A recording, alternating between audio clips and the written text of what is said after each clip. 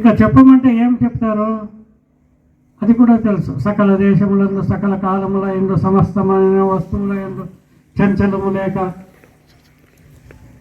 నిండి నివిడీకృతమై ములుగుచ్చ సందు లేకుండా ఉండేటటువంటిది ఏదో అదే ఇది చెప్పవచ్చు మీరు. ఇది చెప్తారు కూడా. చెప్తారా లేదా? అది కూడా దాన్ని చెప్తారు మీరు. నాకు అది వద్దు. లేదు, పుట్టుట గిట్టుట లేకను పుట్టి గిట్టేటి ఎరగ పొడి మెరుగకను చెట్టు వలె కదలకుండును బట్టబయ్య. అయిపోయింది. పరిపూర్ణము అంటే ఇట్లంతా చెప్తే పరిపూర్ణం తెలిసినట్లా ఇదే లక్షణాలు ఎరకకు చెప్పింది వేదాంతంలో. ఇప్పుడు మనం ఏదైతే చెప్పుకున్నామో ఈ లక్షణాలన్నీ ఆ ఎరకకే చెప్పబడింది పరమాత్మకు. మరి ఏమేది పరిపూర్ణం అంటే ఎట్లా నిరూపణ చేస్తారు? ఎట్లా చేయాలి?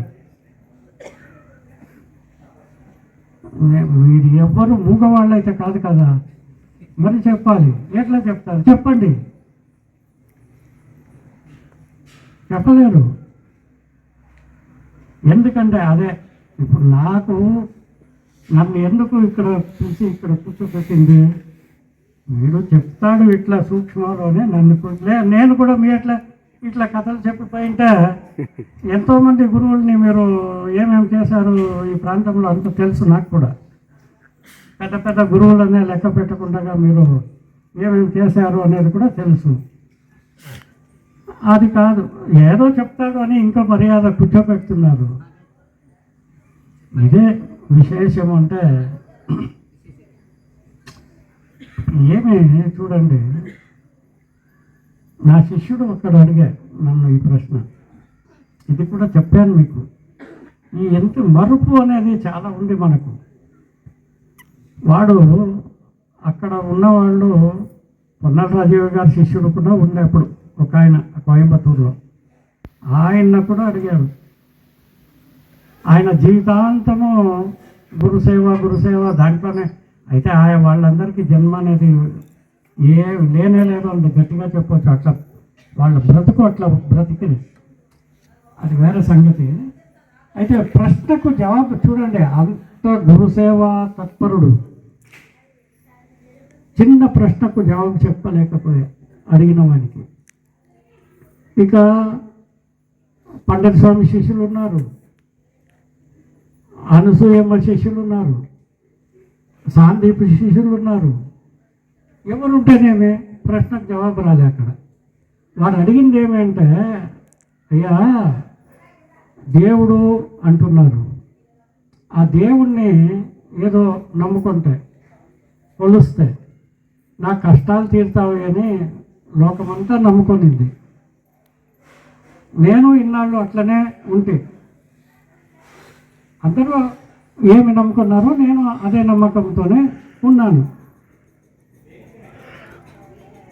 అది నా కష్టాలు తీర్చుతుంది, నాకు ఏదో సహాయం చేస్తుంది, ఈ ఇబ్బందుల నుండి పారయ్యే విధానము దాని ద్వారా సాధ్యమవుతుంది అని లోకమంతా నమ్ముకున్నారు.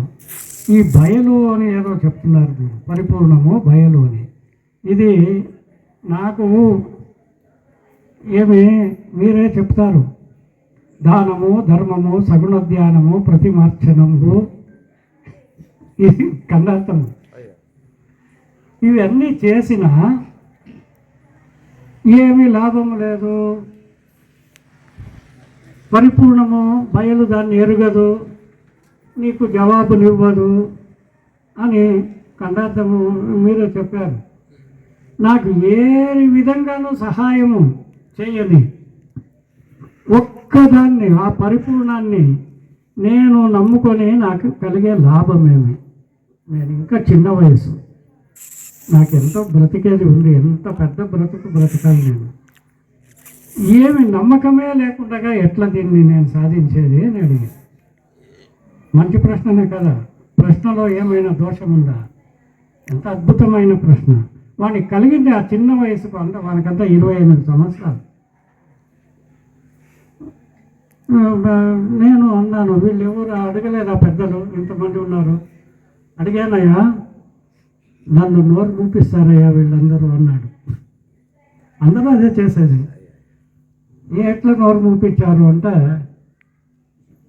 వాడు అన్నాడంట, నేను అయ్యగారు వస్తే అడుగుతాను. అట్లా పని చేయొద్దు, అట్లా అడగరాదు, వాళ్ళే చెప్పాలి, వాళ్ళు చెప్పే వరకు నువ్వు ఊరుకుండాలి అన్నారంట. అయిపోయింది, ఇక గురువుని అడిగేటట్లు లేదు. సరే మీరు చెప్పండి అంటే మేము చెప్తాము కానీ నీకు అర్థం కాదు. ఎందుకు అర్థం కాదు అంటే నీకు ఇంకా అనుభవ జ్ఞానం లేదు, చిన్న పిల్లవాడవు, నువ్వు ఇప్పుడే దీంట్లో ప్రవేశించావు. నీకు అట్లా విషయాలు చెప్తే నీకు అర్థమే కాదు. కాబట్టి ఆ కాలావకాశం వచ్చినప్పుడు గురువే చెప్తాడు, నీకు అర్థమవుతుంది. ఎట్లా చూస్తాను గురువు అనే దాన్ని తెచ్చి ముందుకు పెడతారు, వీళ్ళు చెప్పరు. గురువుగారిని ఇష్టం వచ్చినట్ల ప్రశ్నలు పెట్టరాదు ఉంటారు, ఇట్లంతా చెప్తారయ్యా నేనేం చేయాలి అన్నాడు. వాళ్ళందరినీ ఒక్కసారి చూసి ఇట్లనే చెప్తారా మీరు అన్నాను. అవునయ్యా, ఎందుకంటే వాళ్ళు చెప్తే ఏం అర్థమవుతుందయ్యా అన్నారు వీళ్ళు నా ముందరిని. సరే మీరు నాకు చెప్పండి పోనీ, వాడికి చెప్తే అర్థం కాదు కదా, నాకైనా చెప్పండి అంటే అయిపోయింది, మాట లేదు ఇంకా. ఇప్పుడు వాడికి జవాబు చెప్పాలి.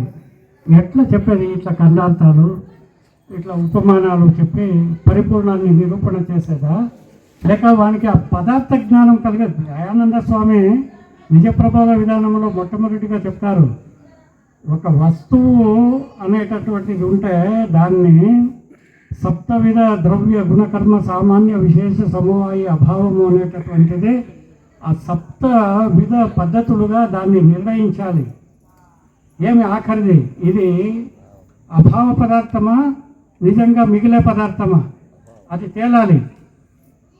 దేన్ని అంటే పంచభూతముల నుండి ఆత్మ వరకు, ఈ పంచభూతముల నుండి ఈ పంచభూతములకు మూల కారణమైనటువంటి ఆత్మ అంతవరకు విచారించు అన్నారా లేదా నిజ ప్రబోధ విధానాలు? అట్లా విచారిస్తే ఆత్మ అనేటటువంటి దాన్ని అభావ పదార్థమా కాదా అని విమర్శించేటప్పుడు ఒక వాక్యం రాస్తారు దయానంద స్వామి. ఇది ఈ ఆత్మ నుండి ఇవన్నీ పుట్టుకొని వచ్చినాయి కాబట్టి పుట్టినదంతా నష్టమయ్యేటటువంటివే, కాబట్టి ఇవి లేదు, పంచభూతాలు లేవు. అయితే ఆత్మ పుట్టలేదు కదా, అదైనా మిగలాలి కదా అంటే ఈ ఆత్మకు మూలం లేదు. ఎక్కడ మూలం లేదు అంటే పరిపూర్ణ పరబయలులో దీన్ని పట్టి చూసినట్లయితే ఈ ఆత్మ అనేటటువంటిది అభావం అయిపోతుంది అని నిజ ప్రబోధ విధానంలో ఉండే పట్యం ఇది అని అన్నారు. ఇప్పుడు పదార్థ జ్ఞానం కావాలి, అచలము పదార్థం కాదు. అయితే నీకు తెలియజేయాలి అంటే ఎట్లా చెప్పాలి? ఘటమెదుట పెట్టు చూపినట్టు వల్లే చూపించితిరి అన్నాడు కదా. అంటే ఎట్లా చూపించా గురుమూర్తి శిష్యునికి కుండను ఎదుటిగా పెట్టి ఇదో నా కుండ అని చూపెట్టినట్లు బయలు చూపెట్టినంట. అట్లా చూపెట్టే ఆ యుక్తి శక్తి సామర్థ్యాలు ఉంటే సరే. ఇప్పుడు వానికి ఏమి చెప్పేది? సరే వాళ్ళు చెప్పకపోతే పోనీ నేను చెప్తాను అని వానికి నేను ఒక ఉపాయం యుక్తిని ఇదంతా. ఎందుకంటే పదార్థం అయితే తెచ్చి పెట్టవచ్చు, అది ఎక్కడైనా ఉండని. అదేదో సౌగంధిక ప్రహసనం ఉంది కదా మహాభారతంలో, ఆ పుష్పం కావాలి అంటే భీముడు వెళ్తాడు కదా సాహసం చేసేదానికి. అట్లా ఏదైనా చెయ్యొచ్చో ఏమో, ఉంటే పదార్థం ఉంటే ఆ పువ్వు సౌగంధిక పుష్పం ఉంటే ఆ ప్రయత్నం కూడా చేయొచ్చు. పదార్థమే లేకపోతే ఏం చేస్తాము? ఏదో ఒక యుక్తి. అందుకే శృతి యుక్తి అనుభవపూర్వకంగా ఉండాలి అన్నది శాస్త్రం. శృతి యుక్తులను అందరూ చెప్తారు, అనుభవము అనేటటువంటి దాన్ని ఎవరు చెప్పరు. ఎందుకంటే ఆ అనుభవమే ఈ దీక్షితీయంలో అనుభవం ఉళ్ళకి అంటాడు కృష్ణప్రభు, అనుభవం లేనిది అంటాడు. ఎంత సూక్ష్మమో చూడండి.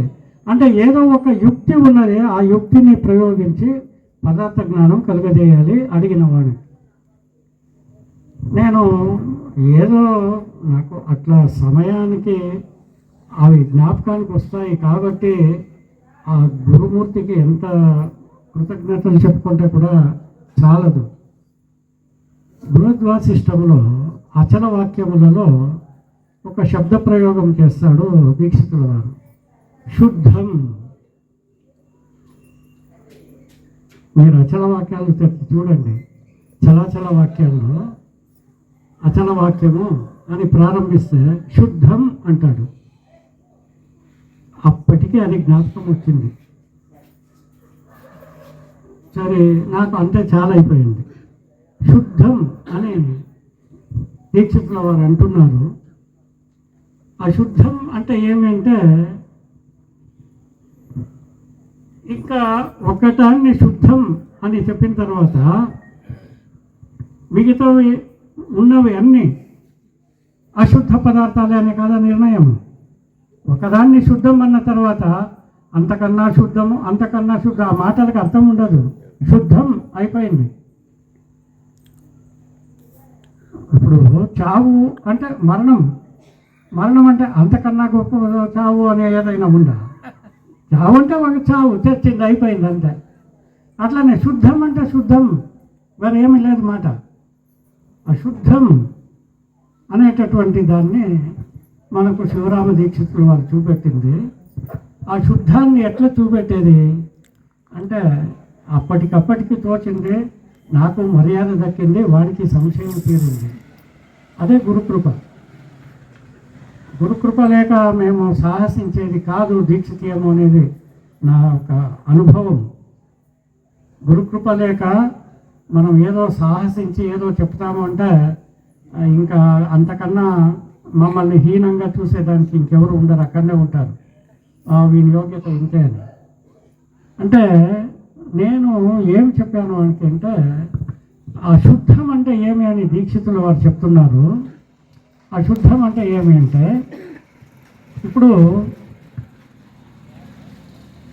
16 వందల బంగారు అనేది ఒకటి ఉంది కదా, శుద్ధమైనది. అది దాన్ని తీసి ఒక గీత వేసి పెట్టుకుంటాడు. వరరాయి అని ఉంటుంది కంసాలి వాళ్ళ దగ్గర, ఒక గీత వేసి పెట్టుకుంటాడు. మన దగ్గర అందరి దగ్గరనూ బంగారు ఉంది ఏదో ఒక రూపంగా. ఈ బంగారు తీసుకుపోయి వాడి దగ్గర అమ్మేదానికో వేరే ఏదో చేసేదానికో ఇస్తాం కదా. ఇస్తే ఇది శుద్ధమైన బంగారమే అని వీళ్ళని నమ్మక, ఎవరెవరి దగ్గర ఏ ఏ ఉంటే నగలు శుద్ధమే అని అందరూ అనుకుంటుంటారు కదా. అక్కడికి తీసుకుపోయిస్తే వాడు వీనికి లెక్క చెప్పాలి కదా రేపు. దానికి ఏం చేస్తాడు అంటే, ఆ వరరాయి తీసుకుంటాడు, ముందు ఒక గీత వేసి పెట్టుకున్నాడు, అది శుద్ధం. 16 వందల బంగారు. దీన్ని పక్కలో గీత పెడతాడు, చూస్తాడు, వాడికి చూపెడతాడు. ఇక ఆ నైట్రిక్ యాసిడ్ ఉంటుంది, దాన్ని ఎత్తి దాని మీద ఒక చుక్క పెడితే ఈ అశుద్ధము ఉంటుంది, కల్తీ ఉంటుంది కదా. దాంట్లో వెండి ఉంటుంది, తామ్రం ఉంటుంది. ఇంకొకటి ఏమి తెలుసా, పరిశుద్ధమైన బంగారుతో నగలు తయారు చేయలేదు, అంత మెత్తగా ఉంటుంది. కల్తీ చేస్తేనే నగలు తయారయ్యేది దాంట్లో. ఆ కల్తీ ఎంత లేచిపోయింది ఇప్పుడు ఆ నైట్రిక్ యాసిడ్ పెడితే. నాకే చూపెడుతున్నాడు, చూడరా ఇది నీ బంగారు, ఇగో ఇది ఒరిజినల్, ఇది నీ దగ్గర ఉన్నది అంటే నేనే ఊరికైపోతాను, నాది శుద్ధం కాదని ఊరికవుతానా లేదా? అట్లా ఆ శుద్ధం అనేటటువంటి ఆ పరిపూర్ణ పరబయలను నిరూపించే దాని కొరకు ఒక గీత వేసి పెట్టుకున్నాడు వాడు. మన దగ్గర ఉన్నవన్నీ తీసుకుపోయి దాని పక్కలో గీతలు పెడుతుంటే దాని విలువ ఎంత అని తెలిసిపోతుంది, దాన్ని తీసివేస్తుంటాము. ఇది తీసివేయాలి అంటే దీని యోగ్యత, దీని విలువ ఇంత అని నిర్ణయించేదానికి ఎట్లా సాధ్యమైంది అంటే ఆ శుద్ధం వలన. ఇవన్నీ తుడిచేస్తూ ఉంటాడు వాడు మళ్ళా ఆ వరరాయి మీద పక్కలో పెట్టిన గీతలు. ఆ శుద్ధాన్ని మొత్తం తుడిచివేయాడు. ఎందుకంటే దాన్ని తుడిచివేస్తే వీనికే తెలియరు అది శుద్ధమని, ఎంత శుద్ధమని. అటువంటిది అట్లా పరిపూర్ణము అనేటటువంటి దాన్ని, బయలు అనే దాన్ని నీకు తెలియజేసేదాని కొరకు ఒక్కటి చెప్పాడు, శుద్ధమైనది, ఇది నిత్యమైనది, శుద్ధమైనది, శాశ్వతమైనది, నిర్మలమైనది, నిర్వికారమైనది, నిరహంకారమైనది, నిరంధ్రమైనది. ఇది చెప్పారు కదా. అటువంటిది ఇది ఈ మూలం శుద్ధం. దీన్ని పక్కలో దేన్ని పెడితే కూడా నిలవదు అని ఈ సృష్టిలో ఒక పదార్థమే ఉన్నది, అది శుద్ధమైనది, అది పరిపూర్ణ పరబయలు. ఇప్పుడు నీకు ఈ పరిపూర్ణాన్ని గురువుగారు ఉపదేశించింది ఎందుకు అని అనుకుంటావు అంటే, ఇది శుద్ధము, ఈ మార్గము శుద్ధము, దీన్ని నమ్ముకుంటే భయభ్రాంతులు అనేటటువంటివి తొలగిపోతాయి. ఇక జన్మ అనేటటువంటి దాని గురించి నువ్వు ఇంకేమి ఆలోచించవలసింది ఏమి ఉండదు, మరణము అనేటటువంటిది కూడా ఉండదు. మరి అటువంటి ఒక పదార్థాన్ని నీకు తెలియజేయాలంటే దీన్ని అచలము అనేటటువంటి దాన్ని, బయలు అనేదాన్ని చెప్పింది. ఇక ఈ సృష్టిలో ఉన్నదంతా ఇది శుద్ధమైనది, దీని యొక్క విలువ ఇటువంటిది. ఇప్పుడు చెప్పవచ్చు ఆ ఖండార్థాలు పుట్టుట గిట్టుట లేకను. ఇప్పుడు ఆ శుద్ధము యొక్క లక్షణాలు ఇవి. ఎరుకోద్భవం ఎట్లన్నాను, ఆ ఎరుక లక్షణం అది. మన ప్రాణముల కూడిక ఎరుక, దాని లక్షణము ఏది, ఆ శుద్ధానికి లక్షణము. అట్లా దాన్ని చెప్పుకోవచ్చు. అయితే ఆ వాక్యాలే చెప్పి ఇదే పరిపూర్ణము అని నిరూపించబోతే బోల్తా పడతాము. ఈ యొక్క యుక్తి తెలియజేసేదానికి బయలు అన్నది నీకు చెప్పిందిరా. ఈ ప్రపంచంలో ఉన్నదంతా మా భ్రాంతితో తోస్తున్నవే కానీ, భ్రమలో ముంచుతున్నవే కానీ నిజమైనది ఏదీ లేదు. అంత శాశ్వతమైనది అంటున్నారు కదా. ఏదైనా శాశ్వతమైన పదార్థము ఒక్కటి చూపెట్టు. ఇంత పెద్ద కొండ, హిమాలయం కొండ కరుగుతూ ఉంది. ఇంకా కొన్నాళ్లకు ఇట్లనే ఉండే అంటార్క్టికా అనేటటువంటిది ఒక పర్వతం ఉండే, హిమ పర్వతం. ఎప్పుడు ఆ పర్వతము కరిగిపోతుందో ప్రపంచమంతా నీళ్లు కప్పుకుంటుంది, ఆవరించుకుంటుంది. అది అంతటితో అయిపోయింది భూమి కథ. ఇప్పుడే 3 భాగాలు నీరు, 1 భాగమే భూమి. ఆ మంచు పర్వతము కరిగిపోతే ఈ హిమాలయంతో పాటు ఇంకా ఏమీ మిగలదు ఈ సృష్టిలో చూసేదానికి.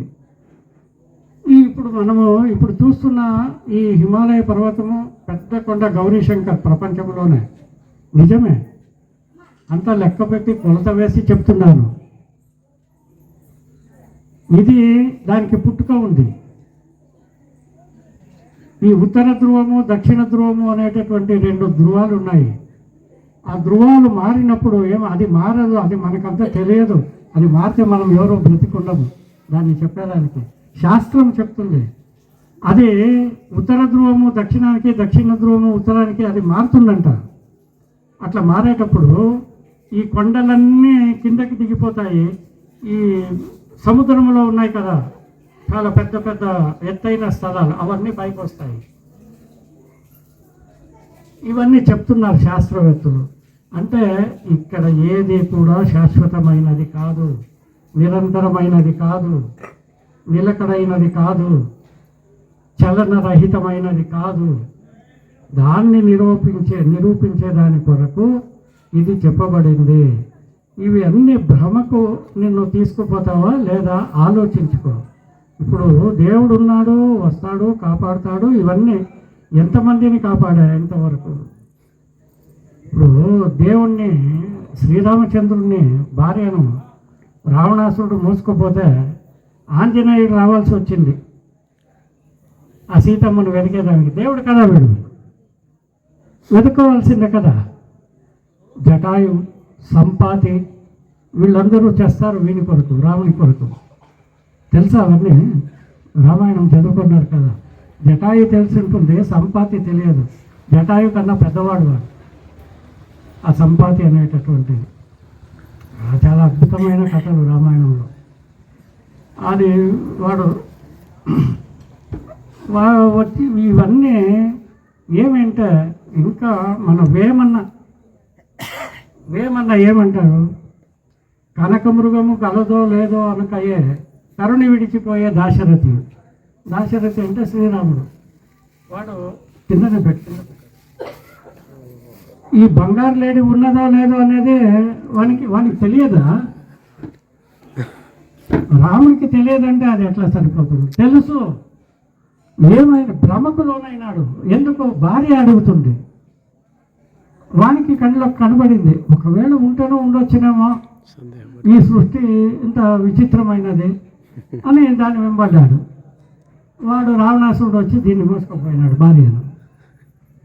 ఏమన్నా దాన్ని ఎట్లంటాడు, కనకమృగము కలదో లేదో అనుకయ్యే తరుణి విడిచిపోయే దాశరథి.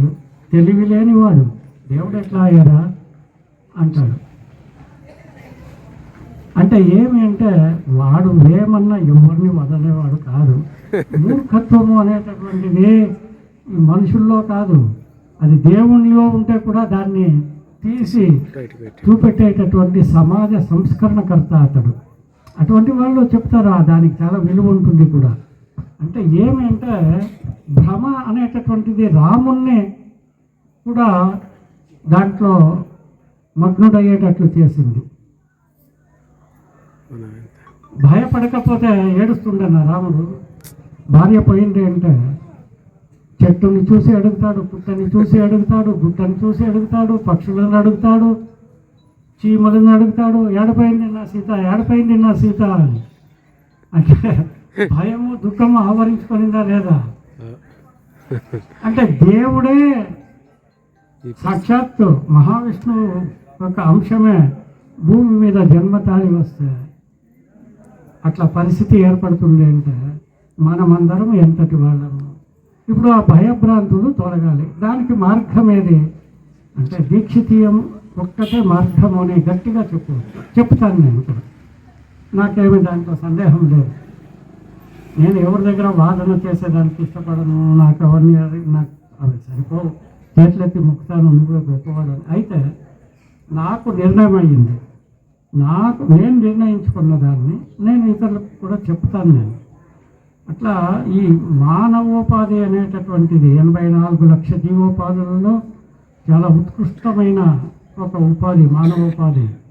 దుర్లభం మానుషం దేహం అన్నాడు శంకరుడు. అటువంటి ఆ దుర్లభమైనటువంటి మానుష దేహాన్ని పొందియో ఈ భయభ్రాంతుల నుండి మనం బయటపడలేదంటే ఈ జన్మ ఎత్తింది ఎందుకు? తినేది, తాగేది, ఏదో మోజు చేసుకొని అట్లా బ్రతుకుండి ఎంతవరకు ఉంటామో ఉండి చచ్చేదానిక? దానికైనా పుట్టాము. ఏదో ఒక్కటి గమ్యము లక్ష్యము ఉండాలి అంటారు. అయితే దీక్షితీయంలో అది కూడా లేదు. లక్ష్యము లేని మార్గం ఇది, గమ్యము లేని మార్గం. గమ్యం అంటే గుర్తయిపోతుంది, అది లక్ష్యం అంటే గుర్తయిపోతుంది. ఇది గమ్యము కాదు, లక్ష్యము కాదు, మార్గము కాదు. చాలా కష్టము దీక్షితీయాన్ని అర్థం. ఎందుకు నేను చెప్పింది అంటే లక్ష్యం కాదు, గమ్యం కాదు, మార్గం కాదు అంటే మరి దీన్ని ఎట్లా అర్థం చేసుకోవాలి? దాన్ని నేను అర్థం చేసుకోలేను ఎన్నటికీ. గురువు అనుగ్రహానికి పాత్రులైన వాళ్ళకి మాత్రమే ఆ రహస్యము తెలియవస్తుంది. వాళ్ళు ఆ భ్రమను వదిలిపెట్టి ధైర్యంగా బ్రతకగలుగుతారు భయభ్రాంతులను వీడి. గురుకృప కావాలి. గురుకృపకు పాత్రులైన వాళ్ళకి మాత్రమే ఇది సాధ్యమవుతుంది. ఆ గురుకృప అనేటటువంటిది ఎట్లా కలుగుతుంది అంటే మనము ఏమి వేషాలు పెట్టినా, మనము వేరే ఏదేదో గురువు సేవ అని గురువు గారు మెచ్చేటట్లు ఏదేదో పనులు చేసి పెడతాను, ఇవన్నీ చేస్తాను. మీ దగ్గర ఏమి ఎదురు చూసేవాడు గురువు కాదు. తన పని తాను చేసుకోలేనివాడు గురువు ఎట్లవుతాడు? తన పని తాను చేసుకుంటాడు. నువ్వు చేసి పెడితేనే ఆ పని జరిగేది అని నువ్వు అనుకుంటున్నావు అంతే. మనమందరము నిమిత్తులము. గురుతత్వము ముందర మనమందరము ఎటువంటి కేవలం నిమిత్తము. నన్ను నిమిత్తంగా ఉపయోగించుకొని ఈ పని చెయ్యాలి అని నన్ను ఉపయోగించుకుంటుంది. ప్రతి ఒక్కరికి గురు భక్తులకు ఒక నిర్దిష్టమైన ఒక పని అనేటటువంటిది నిర్ణయింపబడింది ఇప్పటికే. ఆ పని చేయించుకునే దాని కొరకు నిన్ను ఉపయోగించుకుంటుంది. ఎప్పటి వరకు? నీ అంతఃకరణ నిర్మలాంతఃకరణం అనేటటువంటిది ఎప్పటి వరకు ఉంటుందో అంతవరకు నిన్ను ఉపయోగించుకుంటుంది. ఆ అంతఃకరణంలో కల్మషము అనేటటువంటిది ఏదైనా అంతో ఇంతో తోస్తే దాన్ని వెంటనే వదిలిపెడుతుంది. చాలా జాగ్రత్తగా ఉండాలి. గురుసేవ, గురునిష్ట, గురుభక్తి అని చెప్పడం చాలా సులభం. ఎంతవరకు గురుభక్తి, ఎంతవరకు గురుసేవ, ఎంతవరకు గురునిష్ట? మనము ఒక భక్తుడు అన్నాడంట, నాకు రేపు 11 గంటల వరకు పని ఉంది, ఆ పని అయిన తర్వాత నేను వస్తాను కార్యక్రమానికి. ఎవరు? గురుభక్తుడు. అంటే తన పని అయిన తర్వాత గురుసేవకు వస్తాడు, ఖచ్చితంగా వస్తాడు, లేదని కాదు. ఎప్పుడు?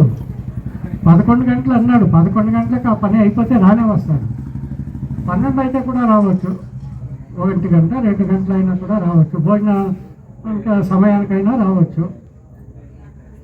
ఇంకా అట్లా కాదు. గురుసేవ అంటే ఎట్లా అంటే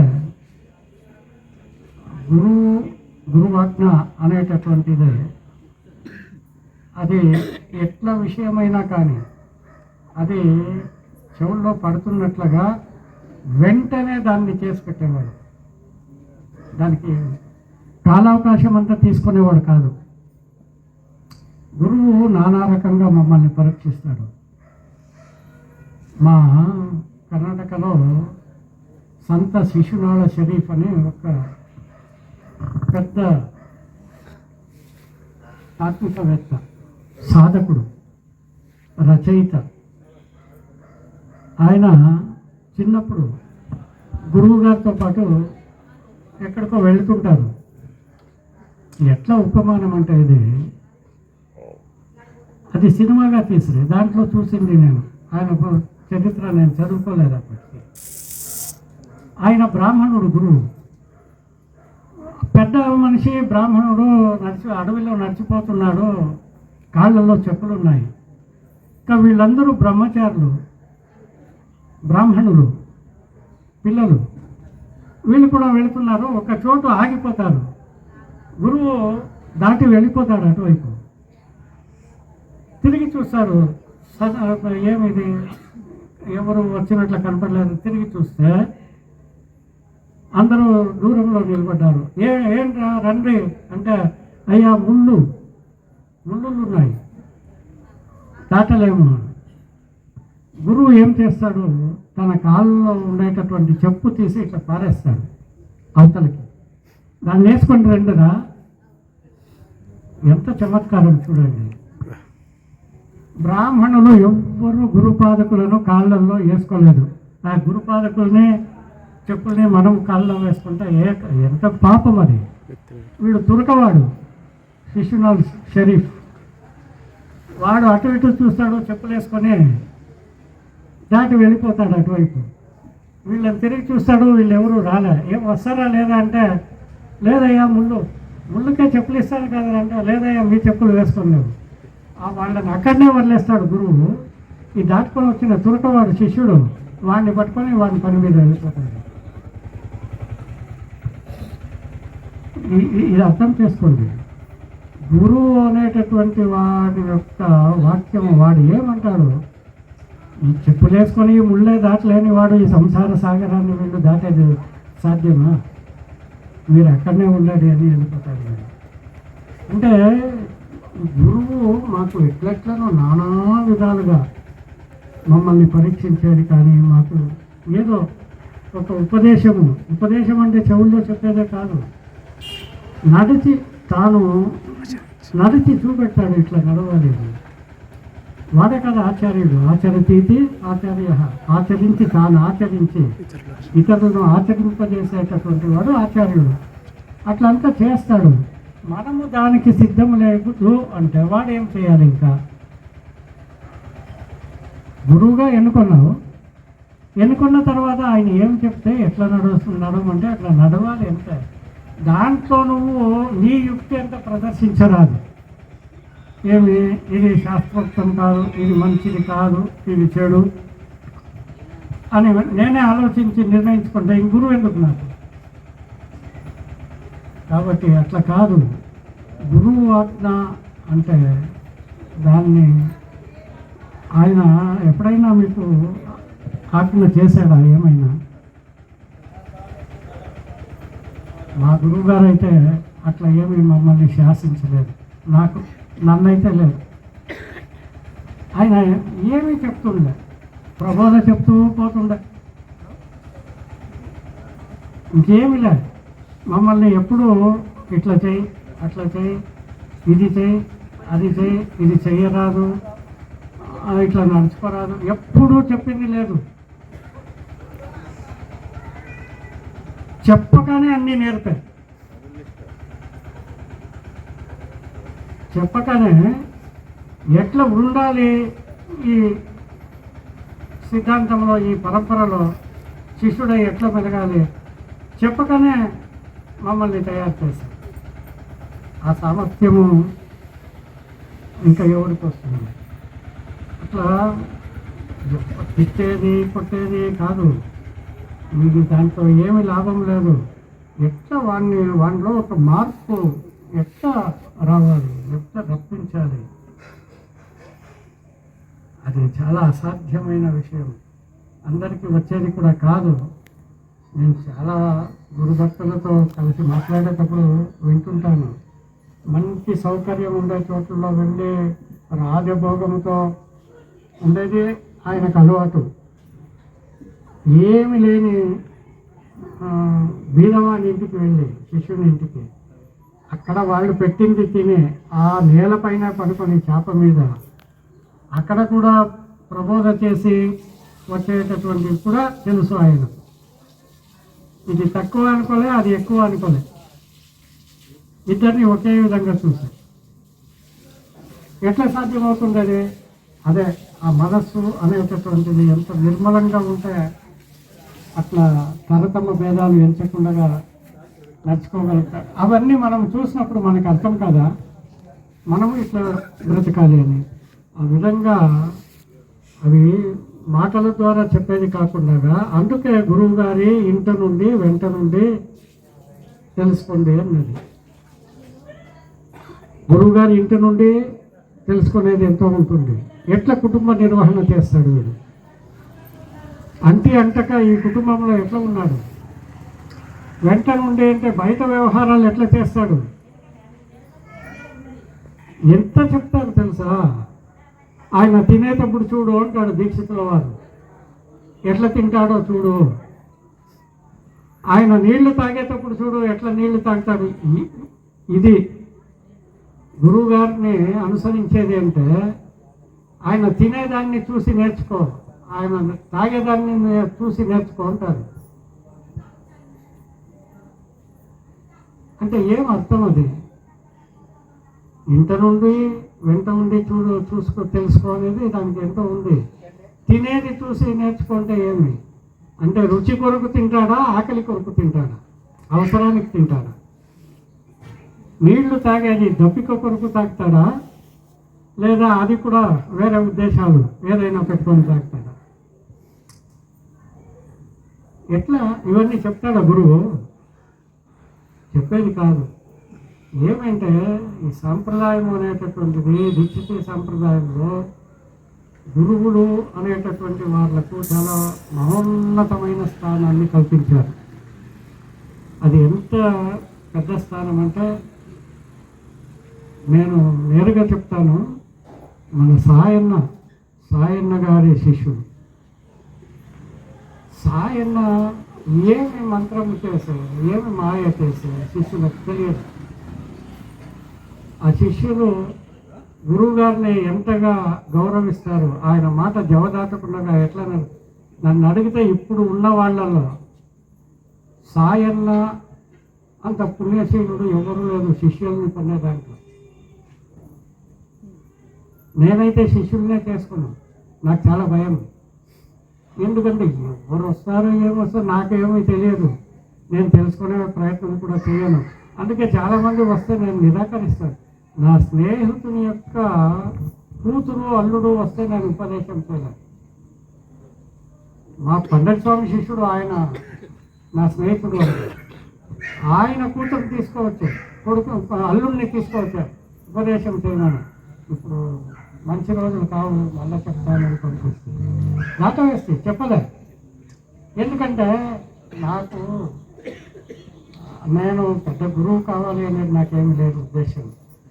ఆయన ఏదో గురువు గారి దగ్గర నేర్చుకున్న విద్యను నలుగురు పంచిపెట్టేదే తప్ప గురువు కావాలి, 100 మంది 1000 మంది శిష్యులు కావాలి అటువంటి ఉద్దేశమే లేదు నాకు. అట్లా ఏ లక్ష్యాలే లేవు నాకు. ఇది మన పండగ స్వామికి 3000 మంది శిష్యులు అనే పుస్తకం ఉంది. ప్రసాద్ దగ్గర ఒక కాపీ ఉంది, నా దగ్గర ఒక కాపీ ఉంది. ఊరు పేరు సంఖ్యలు నంబర్లు పెట్టి ఈ ఊర్లో ఇట్లా మంది ఇంతమంది అని రాసి